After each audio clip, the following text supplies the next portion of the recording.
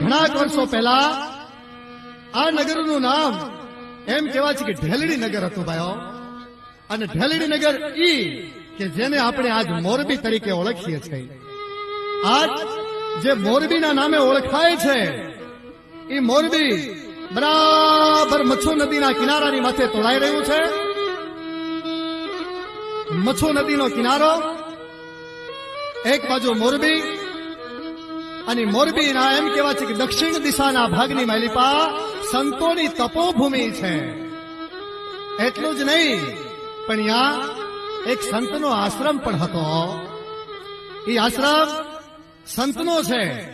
અરે આશ્રમની માલિપા જગદંબાનો જેને અવતાર કહી શકાય એવા મહાન તપસ્વી થઈ ગયા. અને યોગીનું નામ હતું મચ્છેન્દ્રી. મચ્છેન્દ્રી યોગી એમ કહેવાય છે કે આશ્રમની માલિપા અનેક વર્ષો સુધી તપસ્યા